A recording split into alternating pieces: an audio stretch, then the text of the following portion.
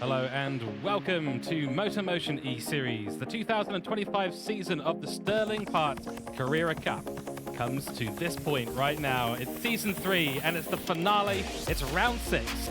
And what a location we have to go to today. It is in Bathurst, New South Wales in Australia. Of course, one of the most legendary motorsport circuits in Oceania and, in my opinion, in the world. This place is absolutely holy ground. 6.2 kilometers of massive, dangerous circuit up the hill, down the hill, long straights, heavy braking zones, and some of the meanest, nastiest corners you can meet on the tarmac. Today, of course, it is the finale, Div 1, all but rounded up with Matt Dinetti in the lead, just needs to secure it with a final top 10 finish. And then in Division 2, we have some potential action going on. Second and third, Mitchell Collin looking ever so more in control of this, needs a good result in round 6 to finish it off and take that massive trophy home. So this is going to be a wonderful end to what has been a fantastic season of racing in the Carrera Cup.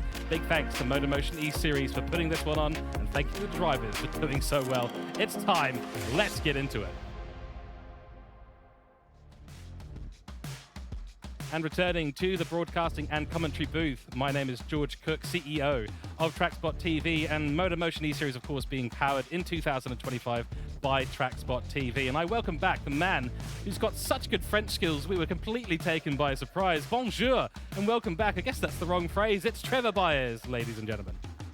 Bonjour to you, George. Good evening. Hello to you. Hello to all of our viewers. And boy, and that's we are at the spiritual home, like you said, George, of Australian motorsport, and rolls off the tongue a lot easier for me anyway than St. Croix last week. But like I said, great to be here, great to be back again for the season finale, and we might have seen the championship wrapped up, of course, in Division 1, but still plenty of storylines to play out for some of the minor placings, and also the teams championship as well, which will be interesting to follow along with tonight.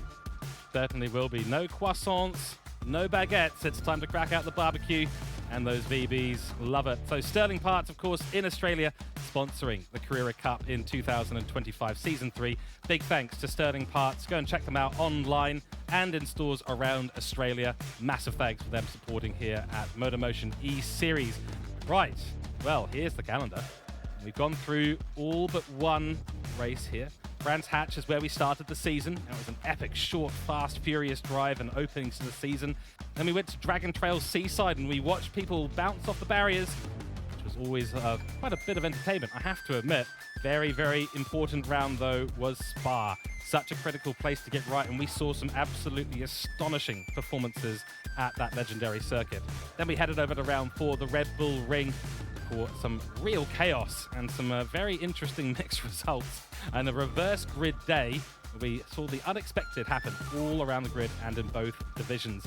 Then, of course, as Trev mentioned before, St. Croix B was our previous destination, the French location. 30-minute racing over there, as it is here today, late morning at Mount Panorama. And what a time to be going to Mount Panorama for a season finale. Absolutely, and like you said, we've put the French phrase book away. It's "G'day, mate, how you going?" And if our audience know what I'm talking about there, but no, there's a saying, George, what happens on the mountain stays on the mountain. But what better place to finish than the famous Mount Panorama circuit? It's going to be an absolute cracker, and it's a track us Aussies know like the back of our hand, so looking forward to it. Absolutely right. And the big story today, Trev, and the team's title is Asta Racing versus Hooncorp. Hooncorp are on top, but boy, oh boy, Asta are really nipping at their heels. Absolutely, like we said, plenty to play out here this evening for the team's championship. It is very, very tight right throughout the field there, like we said, for the minor placings. And with the points as well, the point structure here in this series, George, of course, if you do have a bad start, points all the way down to 16th, of course, which is the maximum numbers for the lobby. So if you do get off to a bad start, 30-minute races, always good to hang in there and get those crucial championship points. Exactly right, and so we are looking forward to a good race today. Before we get into it, of course, you are watching live on TrackSpotTV YouTube, on the TrackSpotTV Twitch, and of course, the MotorMotion E-Series YouTube channel. Welcome in to all of our regular, returning, and new viewers from around the world. A pleasure to be bringing you the broadcasting today. And so a big thanks, of course, to MotorMotion E-Series. Go and check them out, www.motormotioneseries.wordpress.com. Get yourself signed up. We've got 3 more big seasons coming up in 2025 for you to be a part of and to check out on the broadcasting. Broadcasters tonight, of course, as I mentioned before, TrackSpotTV. Go and check us out on TrackSpot.tv if you're interested in becoming a commentator, or if you've got an interest in broadcasting, or if your league needs broadcasting at a professional, high-quality level. Go and check us out, TrackSpot.tv. Trev, any predictions from you, mate? Well, it's not that I'm a betting man, George, but M. Dinetti, that's right, 2 Ds in Matt Dinetti's name. It'd be hard to go past him, but Nick Pfaff, he can be up there, of course. Astor Racing and Hooncorp, that's going to be an interesting one in the team's championship, but can Matt Dinetti, can he get that perfect season, which is very rare to see, isn't it, in any form of racing, let alone sim racing? Yeah, that's right. And he's had a perfect season so far, so I don't see why that cannot continue today. It may well be that he's just going to clean sweep. I mean, could you imagine that? It's going to be absolutely wild. And of course, we forgot to mention a little bit of a surprise here for those who don't know. Those who do know probably wondering why we haven't mentioned this. It's another reverse grid. So we're going to be seeing Matt Dinetti have to pull off another last to first result here today. Qualifying results are in, and this is how the grid lines up. It's going to be Mark Pacheco on pole position, followed by Rusty, followed by Jeremy Crow, followed by Bluey in P4. Then it's going to be Toolshed in P5, followed by Shane Attard in P6. Then it's Airboard in P7, the CP2. Then it's the CP driver, Water Arrow, looking for a good result today. Captain Snooze in P9, followed by Luke Stone. Matt Dinetti qualified second to top this time because Nick Pfaff took the top spot, so he starts last. Yeah, it's going to be interesting to see how it always makes it interesting, doesn't it? Sounds like a YouTuber challenge or something, doesn't it? The old traditional last to first. But, well, if he's good enough, this circuit, there are passing opportunities, as we know. Mountain straight, of course, and into the final part of the lap there into the chase. So if he's good enough, he'll be right up there when it matters. That's exactly right. So the grid is being lined up as we speak. And today, for a change, instead of me taking the reins, we're going to hand it over to the legendary voice that is Kid Byers, Trevor Byers. Go and check him out on twitch.tv/Kid Byers, by the way. This man does such good work. Trev, over to you for the race start. I hear the lights are about to go on. Cannot wait for this one. Strap yourselves in, ladies and gentlemen. Season finale in this Sterling Parts Carrera Cup. 5 lights, you know what happens next.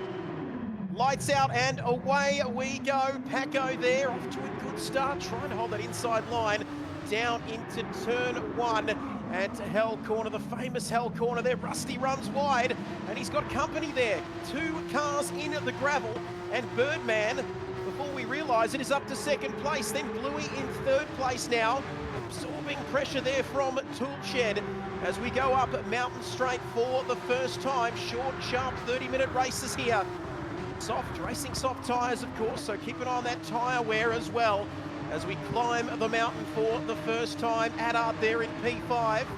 He's got Captain Snooze behind him. Not a great weekend, of course, for Captain Snooze. Last time out in St. Croix B. Like I said, we put away the French phrase book. It's "G'day, mate, how you going?" here as we are on lap 1. And so far, George, they appear to have got away reasonably cleanly. Apart from the 2 at the first corner there, not a great start for them. No, and it is such an illusion, that corner. There is no grip on the outside line. You might think there is, but there's never any grip on the outside of Hell Corner. That's why it's called Hell Corner. And as soon as you make a small mistake, well, that's it. And you're over in the gravel trap, and that's going to be your race, at least for the first couple of laps. So Airborne, I think, was caught out. Luke Stone's in there. Water Arrow was definitely caught out. Rusty tried that massive outside move. Didn't work out from at all. Down through the dipper, everything looks line astern at the moment. Trev, Matt Dinetti making a little bit of progress. Only 1 position, though, so far. Now, we do know Matt Dinetti loves to take it nice and easy. He'll be saving fuel, saving tyres, and only taking the overtakes that are as easy as slicing through a hot knife through batter. Certainly is. Down Conrod Straight for the first time. 1.9 kilometres down Conrod Straight. He's making moves again, side by side. Oh, that's brave. Get out the stamp book there as he cannot quite... No, he does get that move done. Beautiful move. But Luke Stone has other ideas here. Down into the final corner. Murray's corner for the first time. Is he going to go left? Is he going to go right? And you've got to get up pretty early to get a move done on Matt Dinetti, who in that first lap alone, George, is up to P9. He's already in the top 10. He's going all Max Verstappen on us here from the back. Oh, that's incredible. All we need is a splash of rain out there to really solidify things and turn it into a true Max Verstappen drive. We'll see what he's able to do. Of course, Matt Donetti will be hoping for the clean sweep. He's gone 5 out of 5 race wins, and I believe that is also 5 out of 5 of pole positions up until today, so he's going for the nearly clean sweep, but I'd say 98% is pretty good over the course of a season. Back at the front of the grid, up we go in towards the cutting. Nice angle there, through there from Jeremy Crow. Not too bad, but look at the gaggle of cars we've got coming up the hill behind him. Absolutely, you can see there side by side. Look at that. Adard there, and that is not the place you want to be going. Side by side, they almost touch. Well, you see there up through Quarry Corner, these famous corners, 5, 6, 7, 8. Approaching Frog Hollow over the top of the mountain. Oh, they're too wide.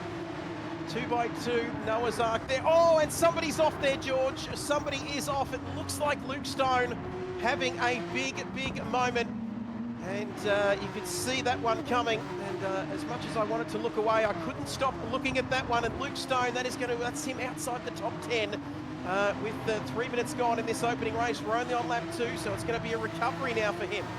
Certainly will be, and those tyres will not be in a good condition for Luke Stone. Over the hill and Skyline, one of the best viewing places on this circuit. Get a great view of the lower part of the circuit if you're in the right spot. Now the locals know exactly where to position their seats when the races do come up.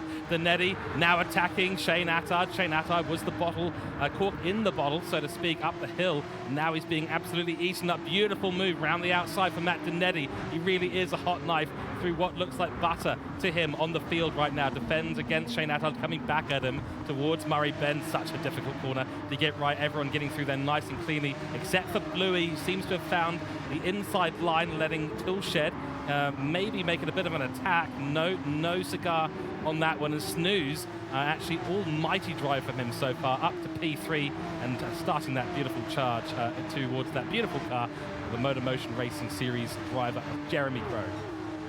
Absolutely, Captain Snooze, he's having a much better time this week. And an Australian at Bathurst doing very well. We saw him struggle last week, didn't we, at St. Croix B. He's currently in a podium position. And I've got a feel for these drivers. I wish Matt Donetti would just turn up the difficulty a little bit more, George. It's far too easy for him at the moment. They're in P7 on lap 3. He's going to go from hard to very hard. But hot knife through butter. He is getting towards the sharp end of the field very quickly. Birdman now there in front of Captain Snooze, riding on board in these beautiful Porsche Carrera cars here. You can see these walls are unforgiving here at Mount Panorama. Who will be the king of the mountain in Division 1? And big moment. Birdman has gone flying. See what I did there, George, at the top of the mountain. And my goodness, the last thing you need to be seeing at the top of the mountain is a car facing the wrong way. Oh, he had that all wrong, and he just got the wheel in the wrong direction at the wrong time. Bounced, maybe the car bottomed out a little bit, but I see what you did there, and it was very good. Launched himself well and truly off the top of the mountain, spread his wings, and that was game over for Jeremy Crow in the P2 position. Handed as easy as you like to Captain Snooze. He'll take that egg, and he will cook it in the morning, because that egg has suddenly come out of Jeremy Crow. Not an ideal situation for that man. That was a pretty bad pun that I just made there, but we'll still stick with it. We'll go with it. It is Bathurst after all. We're allowed to have a little bit of fun at the end of the season. Looking down the rest of the field, Bluey still holding on to P3, elevated of course from P4 where he was before, but boy oh boy, that's a fast charging Nick Pfaff coming right at him. It certainly is. He's not faffing about, is he? And he gets past Bluey. That's my daughter's favourite show on ABC Kids. As you see, into turn 1 there, hell corner we go. He runs slightly wide, does Nick Pfaff. And is that going to make him vulnerable here up Mountain Straight to Bluey behind him? But he's too far back here on this occasion. Won't go with any more egg puns, but you can see the whites of his eyes, couldn't you? We'll leave that one there. But here we go through Griffin's Bend. So easy to get this one wrong here. 6.2 kilometres this circuit. 862 metres above sea level, George Cook. And I bet you couldn't have got through the rest of your evening without knowing that. But Pfaff now slightly twitchy here. That car looks nervous here at the moment.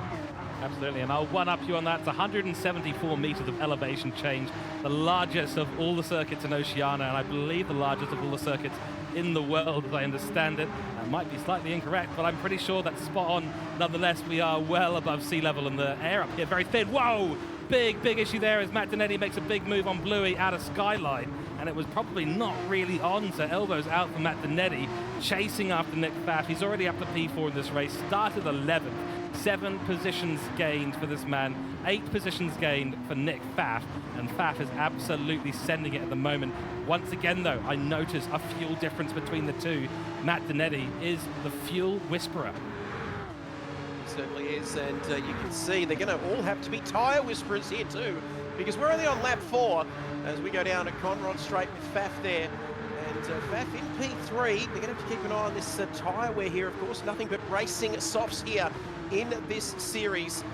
And sooner rather than later, Matt Donetti, who's got past Bluey, he's made his way up reverse grid, of course.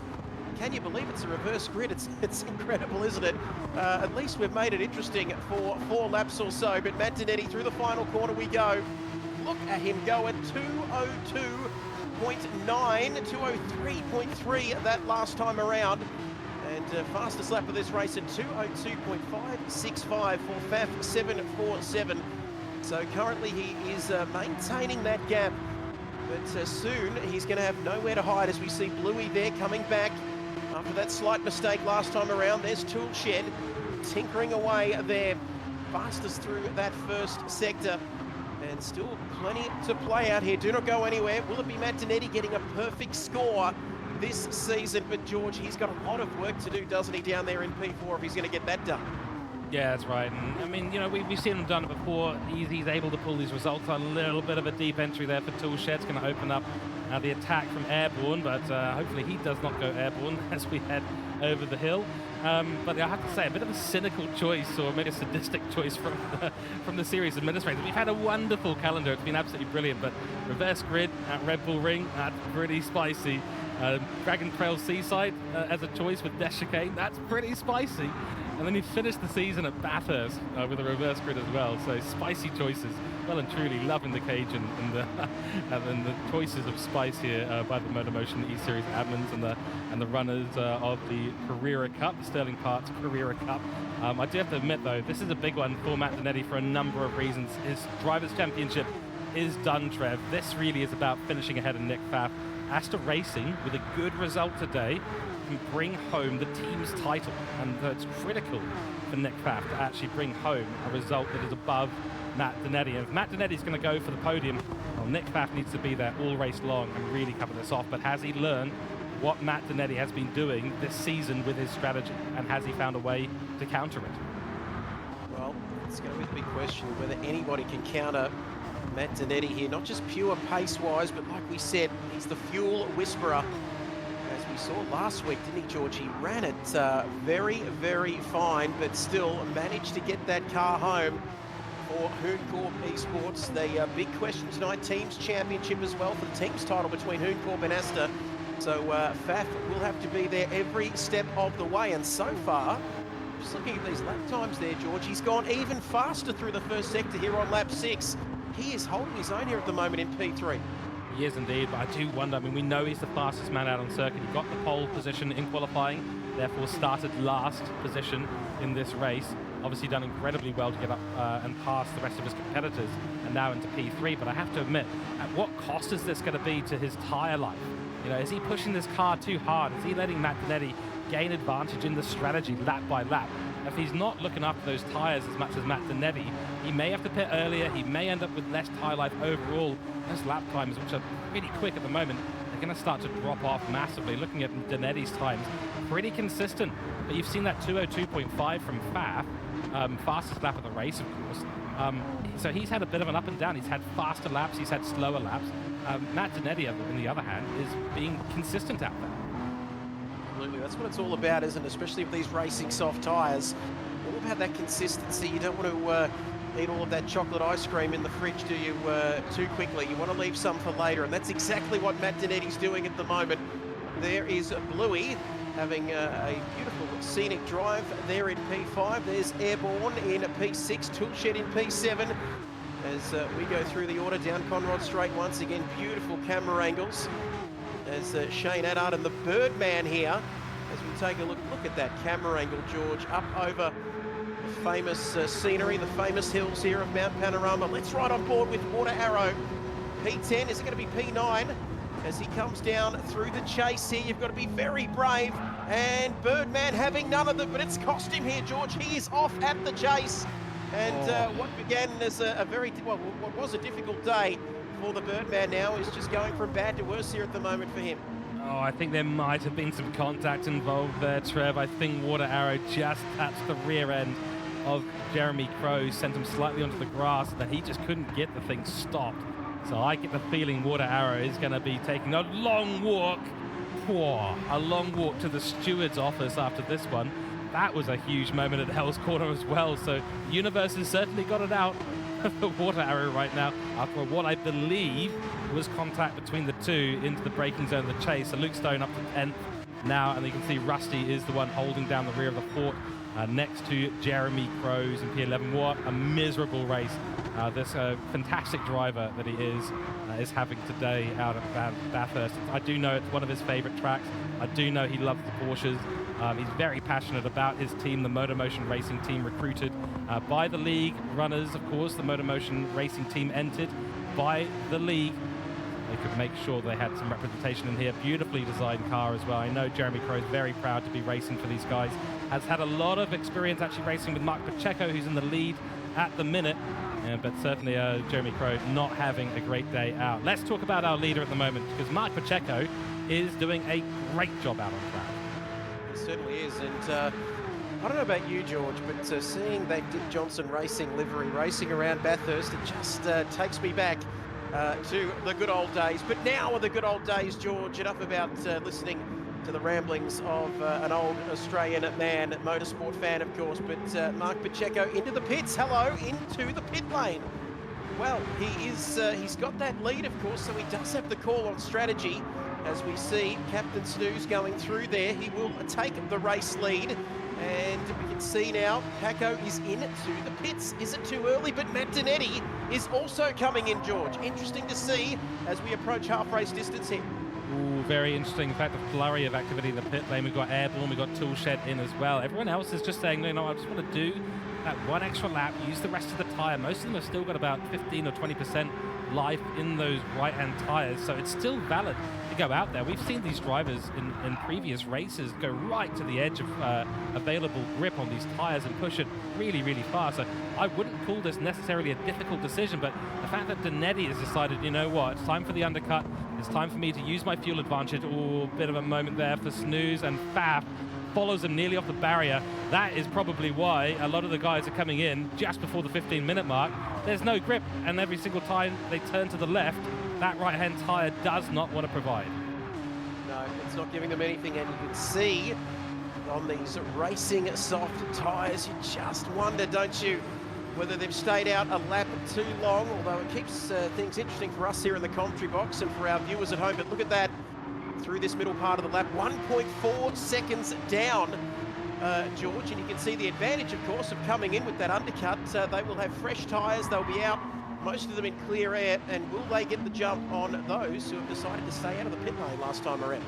Yeah, do you want to sacrifice a couple of seconds just before the end of the stint and maybe lose track position, or do you want to do it at the end? And I think that's a pretty big indicator there. I think that's probably why most of those drivers decided, you know what, it's time to come in.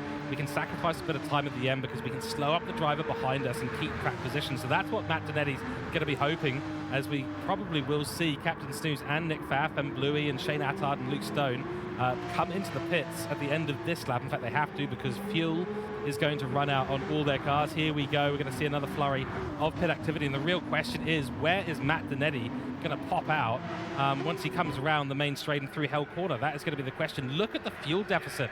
Matt Donetti, Trev, came in with 25 litres. Pfaff, 7. Big difference, isn't it? That's why he is the fuel whisperer.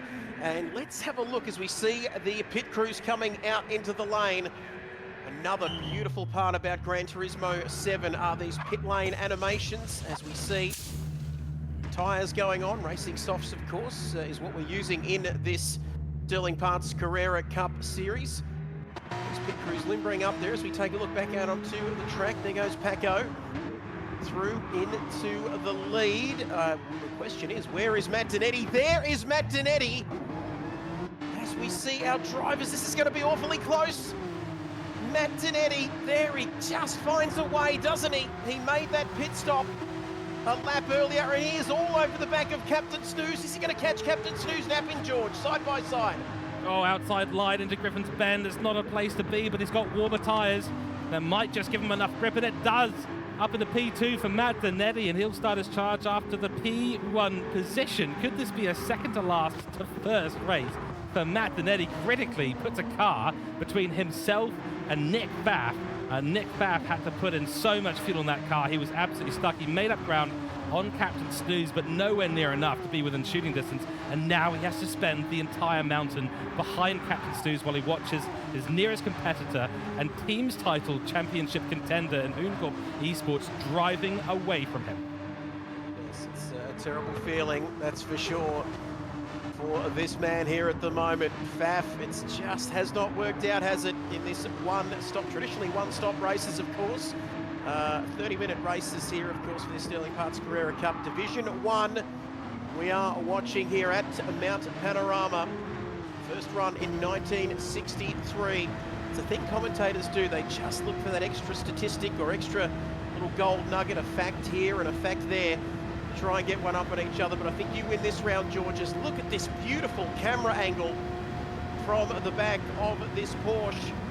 Down Conrod Straight we go. Once again, lap 9 of this race. 19 minutes gone here. Oh. And this must be terrible. A slight moment there. It looked like Captain Snooze getting it wrong through the chase. And now Pfaff, is that a little bit of weather in the background there? I've seen clouds like that before when I've been up on the mountain, George. And next minute, you're reaching for your poncho. Oh dear, that could really throw a cat amongst the pigeons here, and I think it was contact to get into the chase. Captain Snooze got rear-ended Nick Pfaff, trying to make a dive up into the chase. Didn't, well, he actually did back out of it, realized he was going to make big contact. Couldn't avoid it, but it wasn't significant contact. But those are the two incredibly important braking and overtaking zones, and Nick Pfaff has not got it done. He needs to find a way past. Will he be able to do it on the outside line as we see Snooze go purple? Will it be forced to the inside line? He's not close enough. That's going to be yet another climb up and down the mountain for Nick Pfaff, watching the Hooncorp Esports car drive away. Oh, big accident! Big accident. He's tried around the outside. Snooze has absolutely closed the door in the rudest fashion possible. Oh dear, oh dear. This is terrifying stuff. You never want to have an accident there, Trev. No, I saw my my life flash before my eyes there. Just to see a car going through that speed at that part of this circuit, it's just terrifying, isn't it, George? But Pfaff down in P6, he has to be inside that top 3, doesn't he? It's all about those precious points for the teams. Drivers as well, of course, but things are wrapped up in that department. But disastrous there for Pfaff, and P6 now. If anything, he's going to be under pressure there from Toolshed behind him. As you can see, Captain Snooze now sitting pretty in P3. What has happened in this race, George? Oh, it's really been well and truly flipped upside down, and I just think Nick Pfaff needed to exercise the better part of valor there and just maybe back out of the move. There was never going to be a space there, really. And Snooze was absolutely within his rights to take the inside line, move to the outside to open up the cutting, sorry. So, I don't know. If I'm thinking about, I know that he's frustrated. Of course, he's seen his competitor come through in the pits yet again. But boy, oh boy, I think he could have just maybe backed out of that one and just thought a little bit more about the team's championship. He might have been thinking about the team's championship and then he needed to make a move. But yeah, anywhere up and down the hill, you've got to be absolutely 100% sure that that move is going to stick. And Captain Snooze said, nope, it's my right of way. I get that racing line. Both of them may end up taking a little trip to the steward's office for that one, but I get the feeling that's a racing incident right there. Absolutely. It looked a little bit each way there, didn't it? It was very 50-50, but Pfaff, he just needed to bide his time there and find the right moment. Unfortunately, he would have been frustrated in that car, like you said, George, seeing his main rival coming out ahead of him. But now we head to the front. Look at Paco here. He's got a handy lead, certainly not unassailable here with 8 minutes to go in this race. We know, especially at this circuit, that anything can happen, of course. Nothing is said and done on this occasion. And it's a sort of circuit, George, even if you're sitting up front thinking that life's looking pretty good for you. It can really catch you out when you least expect it, even when you're on your own and not battling anybody at all. Yeah, I mean, this is the thing with Bathurst. It requires 100% focus at 100% of the circuit. Even when you're on those long straights, you really don't have a time at all to sort of take a break. There is no time in this circuit to take a break. As soon as you're down the chase, you've got to start thinking about that sweep into the right and hitting that braking point at 100 meters absolutely perfectly. Otherwise, you know you're going to go off. So really, at this point for Pacheco, he needs to just really stay focused. It's not an easy thing to do. We are at daylight, so it is slightly easier to see those braking zones. But gee, Bathurst will chew you up and spit you out with no notice whatsoever. Slams hard on the brakes, into the chase we go, turns it in nicely. So Pacheco looking very focused right now, but the question's going to be, does he have the pace to hold on to P1? Donetti is coming at him with a furious temperament right now. That car looking super, super quick. He's in the low 202s. Luke Stone holds the fastest lap with a 202 flat. That second to last lap there, the 9th lap for Donetti was a 202.1, 202.7 there, so he's half a second a lap faster than Pacheco right now, and that is what's going to make the difference. We've got, I believe, 6.5 minutes left in this race, and by that point, I think we should see Matt Donetti targeting a move in the next 3 laps of this race. 2 minutes a lap should give us about 3 or 4 laps remaining, Trev. I don't think it's going to be enough for Captain Snooze to make any progress. Let's quickly go around the grid. Rusty in the last place. Toolshed has had a bit of a shocker today. Water Arrow as well. He'll be going to the stewards today after contact with Jeremy Crow, who has taken the position back from him. Then it's Luke Stone, fastest man on track at the moment. Shane Attard, Bluey in P6. Nick Pfaff recovered already to P5 and airborne on for yet another good result. He had a fantastic one out at St. Croix. And of course, Captain Snooze, Donetti, and Pacheco. This is the real key thing here, and this is huge for not only Matt Donetti. He's staring down 6 out of 6 race wins in a 6-round series. He's also staring down putting Hooncorp Esports in the best position possible and hoping that the Division 2 race goes well for his teammate Hogan. And if that goes well, they could be seeding the team's title here as well. What a result that could be. Yes, it's going to be interesting to see. You can just see how close he's getting. It's that intense. I can't even think of a dad joke at this point in time, George. That's how intense it is. File open, Jaws theme music can be .mp3. If we can play that, please. But down Conrod Straight we go. Most of the time off race day, these are 60-kilometre-hour speed limits here, but you can see them doing close to 300 there. Kilometres per hour, 270 here as we approach the chase. And Paco needs to make that Porsche very wide indeed. Can he hold on? Just 5 minutes to go. And a little bit of a moment there. Maybe he is human after all, George. Matt Donetti getting slightly out of shape through the chase. Down to the final corner we go. Good line there. Good line there for Pacheco, but I think Donetti was slightly wide of the apex. I wonder if his tyre life is just starting to come back and bite him. He's been putting in these really fast laps as Nick Pfaff takes the fastest lap of this race with a 201.7. I couldn't hope to do that in my wildest dreams at this circuit. Absolutely. I always say it, I could live to be 150. I've never set a time that quick, but here comes Matt Donetti now. Oh, this is going to be very, very close. Up Mountain Straight we go, 1.1 kilometres, of course, Mountain Straight. And the Great Race, labelled the Great Race, of course, isn't it? 1963, the first of them. As we see Matt Donetti, that'll be the last thing on these drivers' minds, especially Paco there in the DJR livery car. Hooncorp Esports, can it be a perfect 6 from 6? And Matt Donetti doing everything he can here to put his Hooncorp Esports squad in the best possible position. My next question to you, George, is where can he look to get this move done? We saw with Pfaff, of course, you can get punished if you try and make a move too quickly.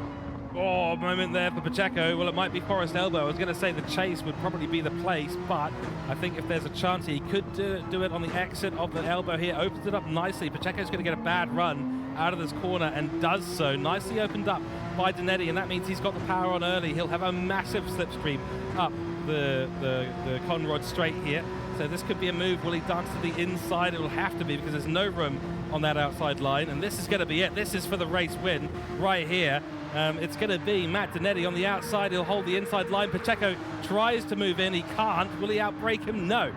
So Pacheco has to concede the position, and that is easy as you like yet again from Matt Donetti. Lined it up at Forest Elbow, executed that maneuver, forced Pacheco into a defensive move. That is textbook maneuvering right there. Unbelievable stuff. And once again, with 2.5 minutes to go in this race, this could be the last lap, maybe one more, but you can see Matt Donetti. He's not home and dry by any stretch of the imagination, but once again, George, we're seeing P1 next to Matt Donetti's name. He is a superhuman when it comes to just finding a way. Even when he's not starting at the front, he can still get it done. But look at this, Paco very close here, George, up Mountain Straight. He's not going to give this up without a fight. That's right, he's going to be using the last of his tyres now in a desperate effort to try and retake pole position.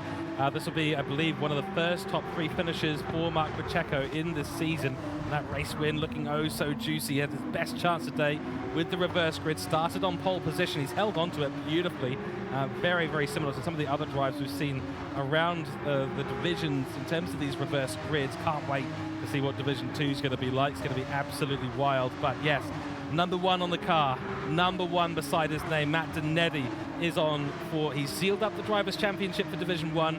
That is his. The question is, can he build enough of a gap here to Astor Racing in the team's title with this victory? And with Nick Pfaff in P4, he may have done enough. Nick Pfaff kind of, unfortunately, ruining his own race, being a little bit too eager early on, trying to get ahead of Captain Snooze. Didn't work out from at all. Pacheco, this will also be a good result for him. He'll be very stoked with a P2. We're on the 14th lap, coming down to the chase for the second to last time, I think. I think we will get one more lap here. Absolutely. I think Pacheco, he's seen Matt Donetti, or he is seeing Matt Donetti cruise to victory here, but I think he's going to have some bigger problems here, George, as well, behind him. If he looks in his mirrors here through the chase, you can see Captain Snooze is getting very close, isn't he? He's going to probably have one more lap, isn't he? Captain Snooze, currently in P3. He wants P2 here before the flag drops at the end of this one. Certainly, and they're really even on tyre wear, these top 3. So Pacheco is actually doing a wonderful job with his tyres out there at the moment and maintaining fantastic pace. So he's really on form. He's equaling the times of Captain Snooze, Nick Pfaff and Matt Donetti, except for the fastest laps. The average laps are very close. His tyre life is extremely good. So Pacheco has really managed this race well, and this will be a well-deserved top 3 wherever he ends up finishing. Let's look down the rest of the grid. I think we're going to have a few finishes in a moment's time. It's 5 seconds left on the clock. 5th and 6th, that's Bluey and Airborne. Shane Attard crossing the line. They'll get another lap, as will Luke Stone. Birdman, though, he will be finishing this race in P9. Water Arrow in P10. Those two having a little bit of a scuffle earlier on. Toolshed doing some interesting manoeuvring. And the exit of Murray's Bend. Not quite the way you want to be doing your final lap of the season, but he comes across the line. That's it. Penalty for Rusty. He'll be finished in, well, about a minute and a half time as well. So keep an eye on the top. Matt Donetti is pulling away. And wow, we've had something happen as we turn the cameras away, Trev. Massive upset here. Captain Snooze up into P2. Yes, and I'm looking to see Marc Pacheco. Where is that Hassel 1 Motorsport car? There it is. We may have missed it on the coverage, but there has been a big, big moment there for Marc Pacheco. He's down in P3 at the moment. I believe he will secure that position. But what has happened there? He looks to be going very gingerly around the mountain, down the mountain for the final time here, George. Wow, I think he might have had damage to the right axle, front axle there, so I suspect he's probably slammed into the wall just after Frog Hollow. Such a difficult complex to get right at the top of the hill. So dangerous, and you go down and up. The car's constantly not wanting to feel the grip. Either way, he's managed to get going again. Still a very good gap back to Nick Pfaff, and I don't think there'll be anything more there. Snooze has actually made up a bit of time here, a bit of ground on Matt Donetti. Donetti's actually low on fuel, so he's starting to short shift the car towards the end. It'll be enough, though. Wow, take a bow. Matt Donetti across the line. That's going to be it. He's gone from second to last to first, and that's the checkered flag. It's all over. It's all done for Division 1. Matt Donetti wins out what's been a fantastic, absolutely unequaled season of racing for this man right here. Huge points for Huncor P Sports, and he sees his nearest competitor for Astor Racing down in P4. Unbelievable. Where does this man live? It is certainly not on planet Earth. Absolutely. Unbelievable. 6 of the best for this man, Matt Dinetti. And I said it during our broadcast last week. No matter where I watch him, no matter what he does, he manages to get it done. There we go. 6 of the best. 6 from 6. Matt Dinetti. Sweet success.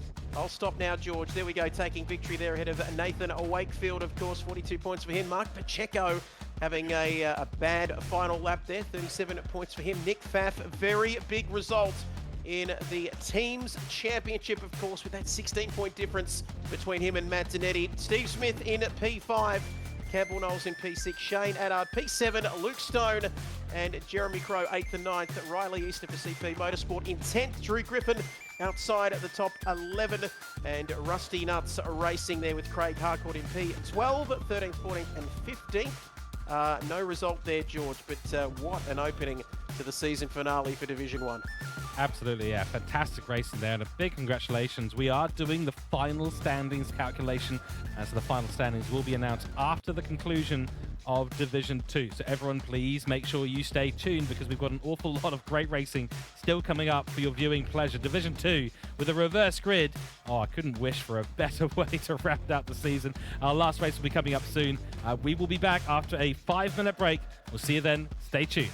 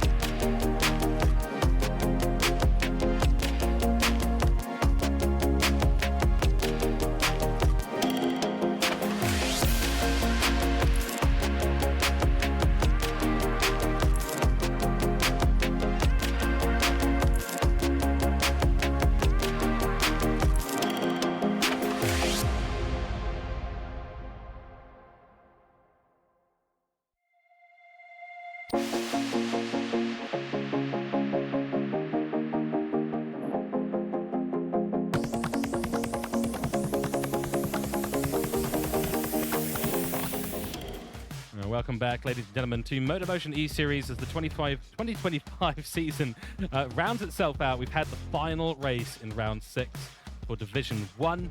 Now it's time to head to Division 2. But before we do that, we do have to go through our driver of the day for Division 1. And boy, oh boy, some great performances out and around the grid. Some performances that were definitely less so than others. But for me, Trev, Mark Pacheco all day long. Did manage to qualify last position, so we'll put that aside, but held onto the race lead very, very well until those last few aliens came on through. Third position, very good result from him. How about you? Absolutely. Do not say Matt Donetti, but no, Matt Donetti. No, we'll give Nathan Wakefield. I think they're P2, I believe, wasn't it, for Hill Q Engineering? Good result for him. And when we saw Mark Pacheco, they have some issues on that final lap. He managed to step up and take P2, so we'll give him driver of the day for Division 1 here this evening. Definitely. Let us know in chat who your driver of the day is for Division 1. Also, a massive thanks to Sterling Parts for sponsoring the Carrera Cup. Season 3 has gone off without a hitch at all. It's been absolutely brilliant, and of course, very proud here at TrackSpotTV to be bringing you the broadcasting and commentary for MotorMotion E-Series in 2025. Yes, I think honourable mention to Matt Donetti, but he's already pulled off the old last to first trick, and the second to last to first trick is not quite as impressive. So the magician's illusion starting to fade slightly on us at the moment, but nonetheless a big honourable mention for him. Let's talk Division 2. With spicy, it's always spicy. This is a reverse grid. Where are we expecting the chaos to start? Off the line, Hell Corner, Griffin's Bend, anywhere else in lap 1? What do you think? All of the above. Division 2, and boy, getting introduced to the Division 2 series last week, of course, in the Sterling Parts Carrera Cup. There's always chaos, of course. It's very competitive between Division 1 and Division 2, but I think, George, if they can manage to negotiate Hell Corner, Mountain Straight, and if they get up towards Griffin's Bend and the cutting without any incidents, I think they'll be very happy with that. Let's see how we go. The cars are lining up on the grid, and we cannot wait for the final race of Division 2 season. It's been spicy, it's been chaotic, it's been hectic, it's been absolutely wonderful to partake in and watch. And here we are going to watch it for one final time. So over to you once again, Trevor. Take us away. Let the spice flow. Spicier than those Thai fish cakes I had for lunch, George. But here we go. 3 lights, 4 lights, 5 lights for one final time here in Season 3 of this Sterling Parts Carrera Cup. We are underway as they all stream down into Turn 1 at Hell's Corner. And Blue Dog making some moves there, but there's been an incident. I'll tell you what, that was ambitious, getting to the cutting without something going wrong. As you see, Blue Dog leading us away up Mountain Straight for the first time here on lap 1. Second is Hogs. As you can see there, Hogs, very important for him to get a good result tonight for the team's championship, of course, for Hooncorp Esports. RPM 808 there in P3, calculated risk. Hopefully he won't be taking too many risks here as we climb the mountain for the first time, and there's contact there. These walls around this circuit are very unforgiving. As Marty McFarty there in P6, Chase in P7. George, I don't know where to look here at the moment. It's hectic on lap 1. It is. They're all line astern now as we head up through the hill and through Frog Hollow. Nice start from most of the drivers out there. Looks like Fly, who started in pole position, actually got reset to behind the back of the grid at the beginning of the pit lane. So he went slightly off, and big moment there for Hasseldean. Does get it to wrangled back in. Big yellow flag out on circuit. That was Mark Hasseldean indeed. No one else having a problem. Dylan Scarborough can't take advantage of it just yet. He's going to take the wider line, though. This will be a better run for him through Forest Elbow. As I was saying, Fly, who ended up sideways across the pit lane, the game decided to reset him right to the back of pit straight, and he is dead last right now. And then critically, Hodges for Hooncorp Esports is in the lead. Now, we did the math beforehand, Trev. We know that Dylan Scarborough has to finish at least 2 positions above Hodges today in order to get Astor Racing up into that P1 position in the team's title. So this is critical for Dylan Scarborough's race. We're on board him right now. The Castrol Livery Porsche and the number 22 car. He is the man to watch, as is Hodges, who's leading us away in a pack of 3. So wild start to this race, and it continues. Absolutely. He's got plenty of work on his plate, no doubt about that, in the next 28 minutes or so. As you can see, side-by-side action again Here comes Skippy in P7. Down the inside he goes there as he runs slightly wide there through Hell Corner. It's going to leave him vulnerable to the slipstream from the chase. And, not down the chase. We're going up Mountain Straight here at the moment. Skippy under pressure, moves to the left. That is going to leave him open here for a passing opportunity, and the chase gets it done. Should stop saying the chase, it's confusing me. I'm an old man, George, just bear with me and give me a blanket in a quiet corner. But Chase getting that move done there, very nicely done indeed. And more importantly, before we climb the mountain here on lap 2, he's got it done nice and early on this lap. You're commentating on Division 2, Trev. There's no blankets here, there's no quiet corners. It's all throttle, it's all action. And of course, Chase, now going to be known as Chase, slams it into the wall as we head through towards McPhillamy Park and Skyline. There's a other yellow flag out. Who's that? It's Dylan Scarborough. Disaster for the Astor Racing chief. He has had a massive accident at the top of Skyline, put the car around, he's in the wall, he's got damage on the front and the back, well and truly a ping pong ball between two of the concrete barriers. Oh no, that is a massive, massive incident. He's needing to finish above the man who's currently in P1 in this race, and he has now got damage and has dropped all the way to the bottom of the top 10. This couldn't have gone any worse for Astor Racing. I think I called him Marty McFly last week, George, and I bet he wishes he could time travel back to the lap before. I just think of Toto Wolff every time I say those words. But you know what I'm trying to say, though, George? This is terrible for Marty McFarty. Dylan Scarborough, he is a fantastic operator, of course, does lots for this racing championship. But it's not getting much worse for him at the moment.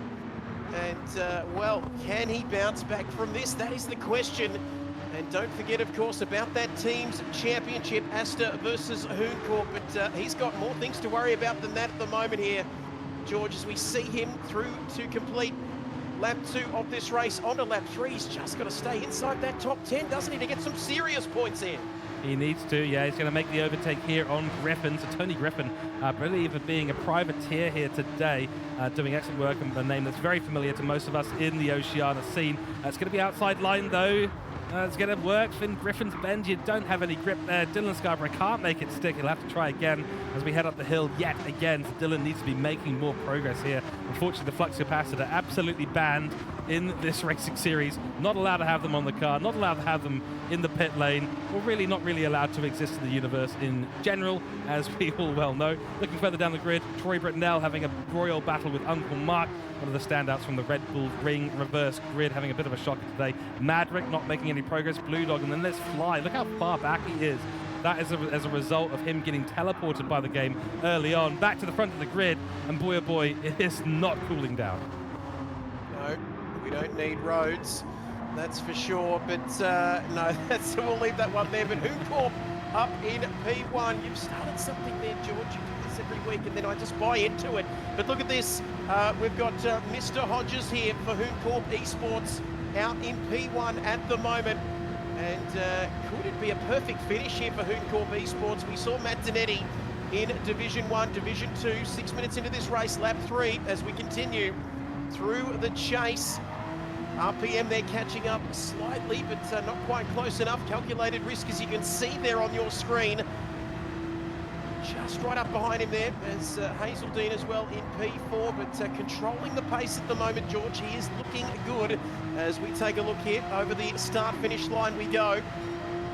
And riding on board now with calculated risk and tyre wear looking good here at the moment, George. Lap 4 of this race. You said Division 2 can't handle their tyre wear. Absolutely. Of course, for this race here at Mount Panorama, everyone loves the circuit. Everyone here is more or less an expert because we are Oceania drivers. Oh, a little bit of a look up the inside for RPM. He's going to have the inside line. That's going to be the overtake. Beautiful move there. A bit of a late one, but certainly done it really cleanly. So RPM makes the move. Hodges falls back to P2, and now calculated risk will have his turn on the Hooncorp Esports car. Right now, this doesn't do anything for the championship. All RPM, a bit deep as we head through the cutting and now up to Quarry. Tricky section this, got to get it turned in. This is where the car's grip on these Porsches really starts to suffer. Hodges with another mistake, bounces off the barrier, but down through Frog Hollow. Awkward place to be if you're squeezed on the inside or squeezed to the outside line.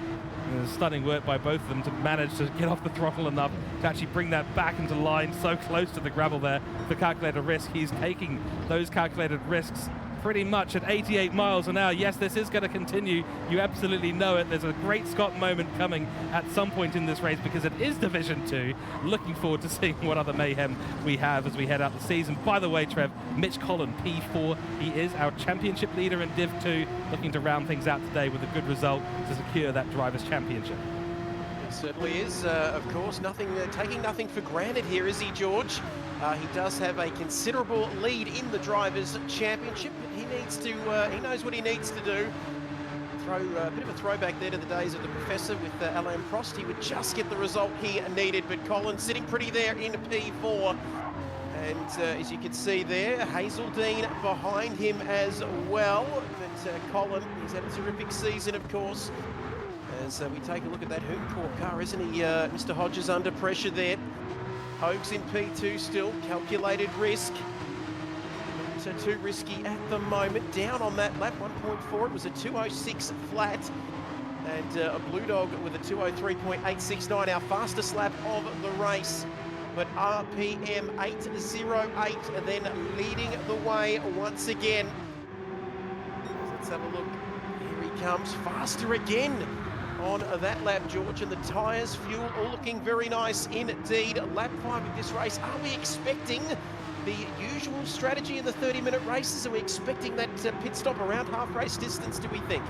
No, we saw the chaps who stayed out one more lap after the 14.5-minute mark. They all suffered for it. So I suspect that most of these drivers, given that they are Division 2, will be using a little bit more tyres than the guys in Division 1 for the most part. So by and large, I think we'll see most of the field come in towards that 14.5-minute mark, depending, of course, on how fast their laps are. A couple of seconds slower than most of the laps we're seeing out there in Division 1. One Bike Racing leading the race at the moment. This will be a good result for them. Not going to do much for them in the team's title. I think they're currently sitting in P8 or P7. This will potentially elevate them up to P7 or P6 if they get this race win, but we'll see. Long way to go in this race. Still only a third distance. Pit stops to come, and that's going to tell the tale. I think a little bit more fuel being saved right now by RPM, so doing well on that count. Looking around the grid just a little bit here, looks like Hazeldine is the one who's really suffering on fuel, so he's using a lot more than he probably wants to be at this point. Absolutely, less than half a tank of juice for him. And will he need to stop sooner rather than later? That's going to be the big question. But hope you're enjoying this at home, of course. Sterling Parts, Carrera Cup action, final race of the season.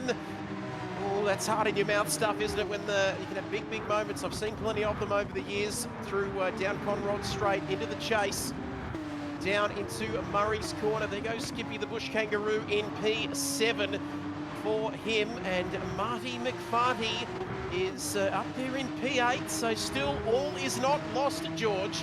But I'm just enjoying this front row seats to this championship finale, the season finale. There's a real end-of-term atmosphere here, but we're not going to give them an early finish here this afternoon, that's for sure, George. They're going to have to play it out right till the end. Yep, foot to the floor all the way to the end of that 30-minute mark, regardless of where you finish. I hope everyone's had a great, enjoyable season of driving. Remember, it's not about the results, it's about enjoying yourself, building that camaraderie within your team and within all the drivers on the grid, and really joining in. That's what MotorMotion E-Series is about. That's the culture that they cultivate in this wonderful league. So massive thanks to them, of course. Now, in terms of Dylan Scarborough's strategy here, he is using a lot of fuel, he's using a lot of tyres, knows he needs to make this up in terms of time on track. Decently consistent lap times. He's lapping in the 203, high 203s at the moment. See that lap at 206, that's where he had his accident on lap 3. That's what put him behind in this race, and he could have been right up there in that top 3 battle. Big accident ahead, and that is Hazeldine around at the top of Skyline, so he's probably run it wide, and actually no. Chase is also slowed down. Chase also has damage, so I believe there was contact between Chase and Mark Hazeldine as they headed down towards the dipper through Skyline. Not ideal for either of those drivers, but it does give Dylan Scarborough a massive opportunity. The question is going to be, has Dylan used more resources out there than he should have? Is that going to cost him a lot in the pit stop, and is that going to really curtail his chances of getting up there into the top 3? Well, there's only one person that's used more fuel, than Dylan Scarborough here, and it's that man in the helicopter pilot who continuously flies above this circuit, George, on a continuous loop. He may have to also stop for fuel because that could get serious. But look at this, M. Collin, our championship man. He is, where has he come from, George? Look at this. Nothing across the line he goes there. A 204.633 last time around. But he is all up in calculated risks business. And as much as calculated risk will be looking at Hogs ahead of him, George, he needs to keep an eye on things behind him because this is getting very, very close here on lap 7. In fact, so close, George, he looks like he's going to get this move done here. Oh, here we go. I mean, it's enough of an overlap there. Oh dear, I think that's a little bit cheeky from Mitch Collin. Does a little bit of a bump to pass there on calculated risk. He's going to be very frustrated with that situation. Of course, does lose the position. Calculated risk is going to have at him again, forces Collin to go wide into the corner, tries to open it up, realizes he's probably doing tit for tat, which is absolutely not on in MotorMotion E-Series. They know the regulations, and Mitch Collin, if that's deemed as a violation by the racing stewards, he will get a penalty after this race concludes. But calculated risk just needs to get his head down and carry on. The old British saying, keep calm, carry on. That's what you've got to do when you have an accident at any racing circuit. That's what we expect calculated risk to do, and Mitch Collin will have to be wondering whether he's going to be sent to the stewards after that one. Nonetheless, does make the move, and I have to say calculated risk really should have defended the inside line there. I don't know why he didn't move over. No, it's one of the big questions. You can see Mitch Collin, elbows out, but that is that we see that, don't we, so many times with our champions. Let's have a look at this. Enough about that, because calculated risk is very close. Down the 1.9 kilometres of Conrod Straight under the Fuso sign we go. He's not quite close enough. Well, he is close enough, but it's just a question of can he get this move done? No, he cannot. And to finish off on that point, George, we see so many champions in all forms of motorsport, never afraid to get the elbows out. And if we remember Fernando Alonso a few years ago telling Johnny Herbert, that's why you're a commentator, because you're not a world champion, mate. And that's why I'm sitting in the commentary box and not out there on the circuit, George, because that is just the aggression that we see as Collin maintaining P3 here. Possibly my favourite dig that has ever been done at Martin Brundle. I will never forget it. I will never not enjoy it. Anyway, before I show my bias completely, Skippy into the pits with 24 litres and another as well into the pits too. So the pit stops have started. Now, interestingly, now the top 7, Trev, have decided to stay out for that extra lap. We saw most of the front runners who got the undercut done really, really nicely. They all went in on the same lap that Hasseltine, Skippy, and one other driver have gone in. It's Chase as well jumping in to the pit. So interesting there. Tony Griffin, Legendary Berry, Blue Dog. Haven't seen much of Legendary Berry today. Blue Dog in. Uncle Mark is going to be in too. Fly will eventually find his way around to the pit lane. Will probably come in this lap. But Hodges, RPM, Hodges, Collin, Calculator Risk, Marty McFly, Brits Lightning, and Madrick and Skippy. Madrick all staying out for that extra lap. Will it cost them? Will there be an accident? We saw that this costs about a second a lap with the tyres in this state. Absolutely. We saw how strong that undercut was for Division 1 and how much the drivers who elected to stay out, George, when the others pitted, how much they paid the penalty for that. But I guess if enough do it, it's probably going to be not too bad for them. You can see there Marty McFarty, and he continues on now. But I guess in many ways, George, those at the back, further down the field in the lower part of the top 10, or indeed outside of the top 10, very much had nothing to lose, really, did they, by pulling the pin on strategy there? Yeah, nothing to lose. Why not? Go for it. Get a pit stop early. Maybe a chance to get yourself a little bit of clean air, though admittedly the entire bottom of the field did basically pit back to back. But it's an opportunity to go out there, get the grip, put in a couple of fast laps, and maybe find yourself a position out there. Now, if you've been saving fuel, you'll be absolutely keen to go and do that. Fill up on the tank, 100%, get out there, and then just burn the fuel like there's no tomorrow. That is going to be the race strategy for most of those in the bottom half. Now we see the top half of the field coming in for their pit stops. It's RPM, Hodges, Collin, Calculator Risk, Marty, McFarty is in as well as Madrick. So top 7, top 6 at this stage. Jumping in. Whoa, that is not how you enter the pit lane. Big accident, an unbelievable accident there. Tried to cut a corner. So that is not how you enter the pit lane at Bathurst. Massive time loss for Madrick, and Brits Lightning may even have him in the pit lane there. Let's see. RPM is our race leader. He's fueling up right now, getting 50 litres in, 35 for Collin. This will be pretty close, but RPM will be out first. Skippy is the next one to come round the final corner, and RPM will be comfortably in the lead.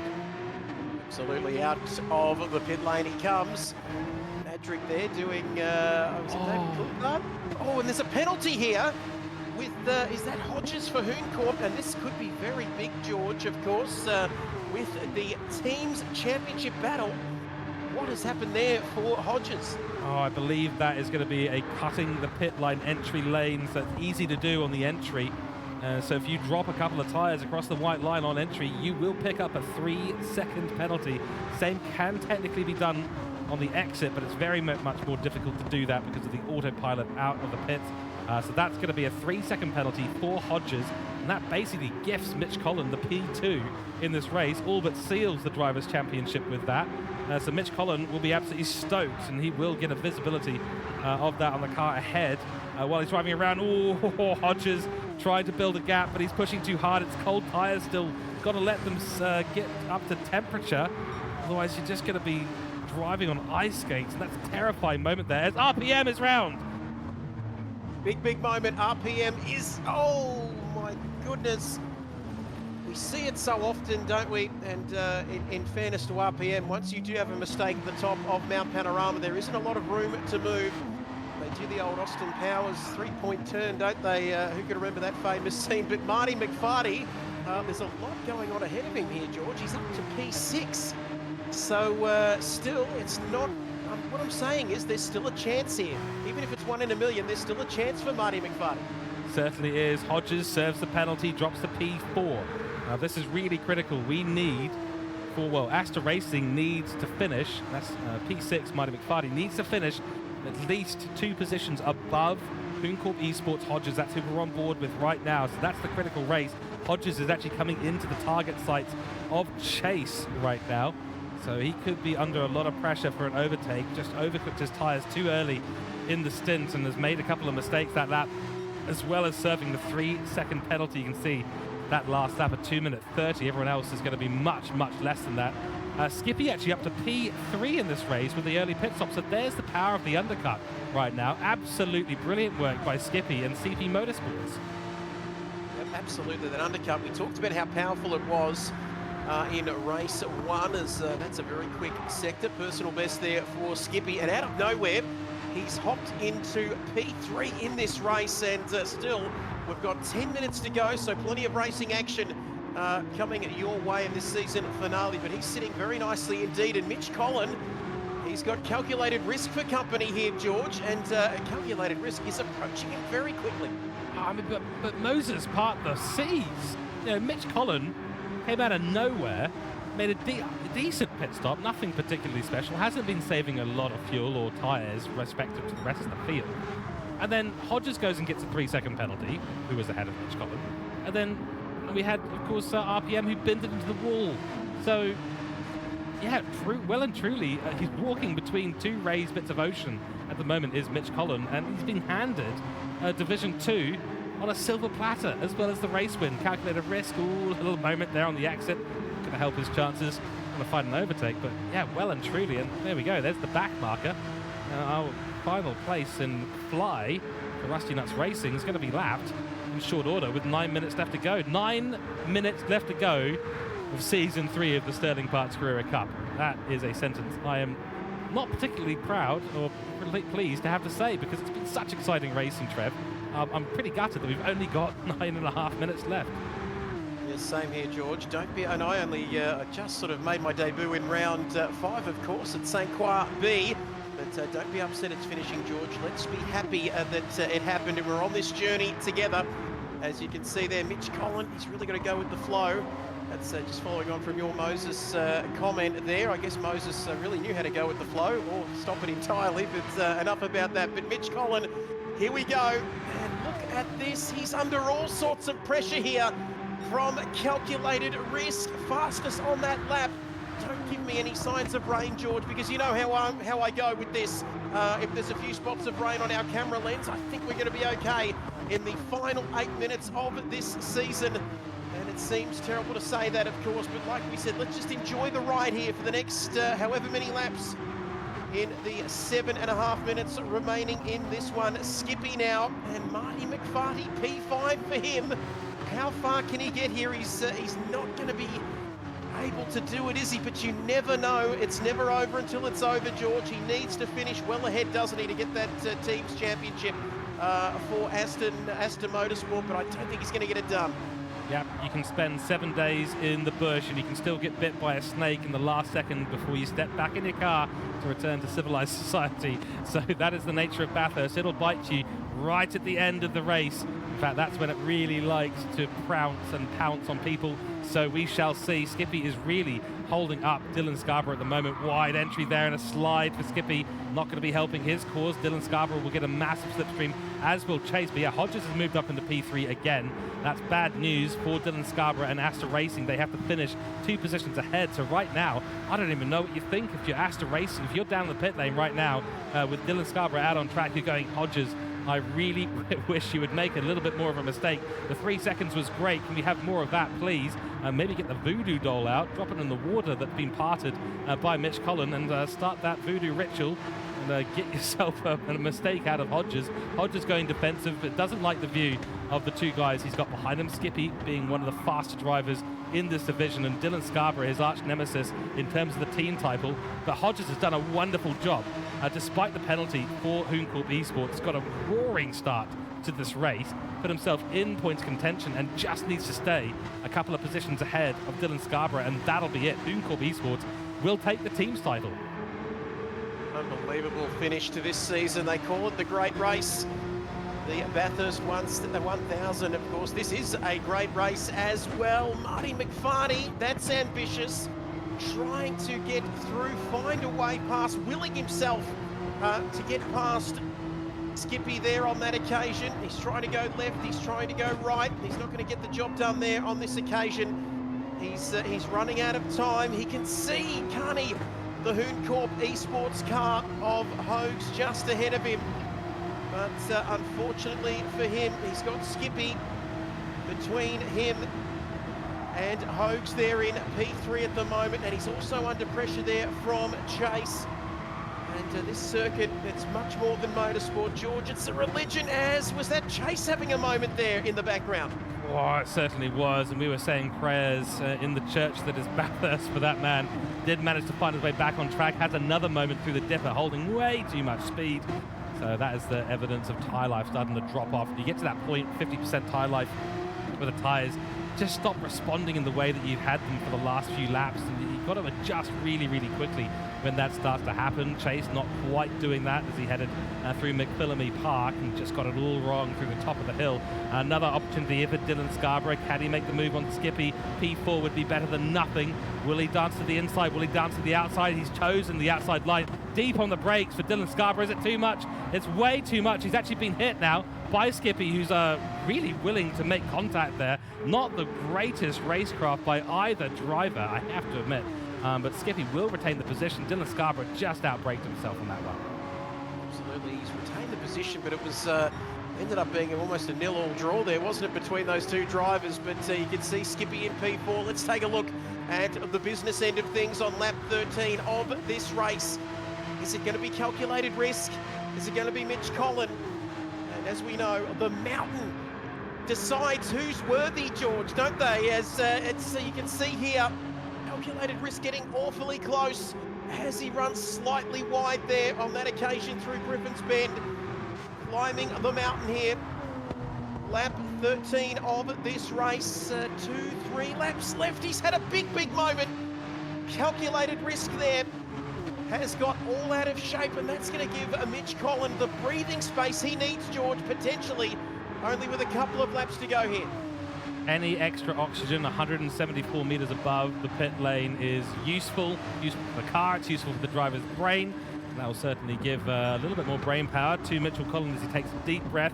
However, calculated risk recovers beautifully and so much faster through Skyline. Loses a bit of time on the dipper there. Much tighter line taken by Mitchell Collins, who's probably about the same in terms of the tyre life. So just a better bit of driving from Mitch Collins down the hill this time out. And the calculated risk not really going to be in a position to launch any kind of counter-attack at this point. Meanwhile, Hodges has pulled out a massive difference. Oh, we've got action in the back. Chase has been hit by RPM, who's coming back through the field. He's also overtaken Dylan Scarborough, who's holding damage on the left-hand side. We missed a massive action sequence here. You can see the damage, that visual damage, of course. You can see it on the heads-up display at the bottom of your screen. And look at that, RPM goes through. There goes Chase, Zoom, and Marty McFarty now looking for a way past. And I don't think he's going to find it on this occasion, but is he going to run out of time here? He's looking to make a move down to Murray's Corner. 6.2 kilometres, 23 corners. And only one person will end up conquering the mountain here this evening. What a race we've seen, Division 2 now. We saw a great race in Division 1 as well, but terrible luck here for Marty McFarty. It just hasn't been his night tonight. And every time he's looked like doing something, George, something has just crept up and just really hampered his plans here in this race.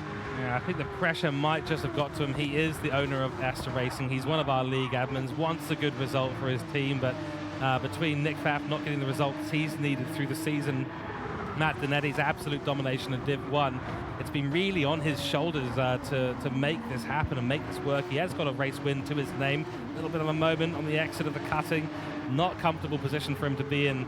Overall, I mean, his team has done fantastically well. They're on for P2 in the team's title, but I can imagine from his perspective, he's in the car, he's under pressure, he's been under pressure the entire season, and now to face down potential loss to Hooncorp Esports, where it could have been absolutely his to take the win here, but mistakes after mistakes, the pressure's got to him in this last race, and that's going to be the tale, unfortunately, of the season for Astor Racing. Just a little bit too much pressure and too many mistakes, and has resulted in them not being able to take that second position. Nonetheless, as I said before, fantastic job done by the entire Astor Racing team this season.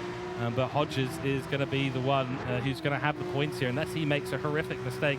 30 seconds to go in this race. I think there'll be enough time for the leaders to come across and start the final lap of this race. They're still glued together, absolutely glued together on track. So Black Rose Racing's calculated risk still making the attack on Mitchell Collin, but to no avail so far. 15 seconds to go. They'll come across the line. There will be another lap for our race leaders, but it might be all over here for P3. Trev, I think this is going to be it. Hodges is going to put it on third place. He's going to secure it.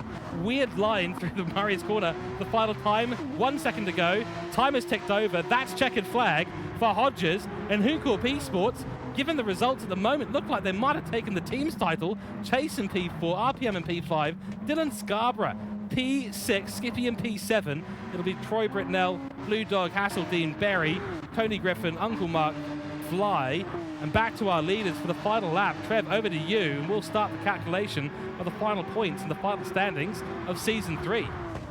We will get our calculators out. George Cook right across that one as we take a look at Mitch Collin at calculated risk for one final time across the top of Mount Panorama. The mountain has pushed every driver out there this evening. It's tested them. And we are about to crown a new king of Bathurst. The question still remains, though. Is it going to be this man, Mitch Collin? Is it going to be calculated risk? Who will it be? We are working furiously behind the scenes to get you those results from the team's championship, but it's all about this final lap as we go down the mountain here at Bathurst for one final time. Through the dipper, back onto Conrod Straight. You can see the tyres, that engine screaming for fuel there as well. You can see the fuel light blinking there as we go down Conrod Straight. Only a couple of corners left in this one. And on a circuit where you're inches away from disaster, it's going to be a Mitch Collin here, getting closer, ever closer to that checkered flag. Is there one last twist in the tail for calculated risk? I don't think so. He's getting awfully close. Is he going to have a lunge down the inside of Murray's Corner? I don't think so. I don't think he's going to get it done. And Mitch Collin comes across the start-finish line, surviving the mountain here. He is the king of Bathurst tonight for Division 2. What a finish there on that final lap between him and calculated risk. Mitch Collin taking the win. And you can see what a result there. 50 points for him. P2 for Marcel and Black Rose Racing there. Mark Hogan in P3. Is that enough for Hooncorp Esports after Matt Donetti taking the win in Division 1? Aiden Chase in P4. Bob Massey in P5. Dylan Scarborough, Marty McFarney there. It wasn't his night tonight. Wasn't to be perhaps for him and Astor Racing. Dave Crook in 7th for CP Motorsport. Lightning Motorsport in 8th with Troy Britnell, Graham Splint, Mark Hazeldine in P10. Chip Berry, Tony Griffin, Mark Scarborough. I'm sure that's some relation in the privateer entry there. Bryce Kentwell for Rusty Nuts. Can't get through the evening without saying that a couple of times. And Ricky, unfortunately, DNF'd. And Richard Robinson for MotorMotion Racing Team, also a non-finisher there, George. But more importantly, how are those championship standings looking for the team's championship here tonight? Oh, we'll get to that in a few moments' time, but oh boy, Division 2, we love you guys so much. What a fantastic race you put on at the end of the season. Round 6, wonderful work by everyone on the grid. We have to talk driver of the day first, Trev. So chat, let us know who's your driver of the day, the final driver of the day for Division 2 this season. For me, I think my hat's going to have to go off to Mitchell Collin. It's the default result, but he's done well. He's come out of the woodwork in this race. He's driven all the way back through the field. He's held on beautifully at the end, and he's executed his race extremely well. So he's absolutely getting my vote today. Absolutely. I'm going to go with Aiden Chase. You couldn't get a better name to be driving around this circuit. But Team Capital finishing P4 in the end. Handy points for him as well in the season finale. So giving it to Chase on that occasion, putting on a great show there and finishing in P4. There we go. Excellent work. So let us know in chat who your driver of the day is. And I believe, I'm getting word, we have the final results of the season. We're going to go through them in order. Division 1 results first, then Division 2, and then we'll be talking about the team's title. Let's head over there right now. Check out our winners for Season 3 of the Carrera Cup. Sterling Parts sponsored Carrera Cup. Here we go.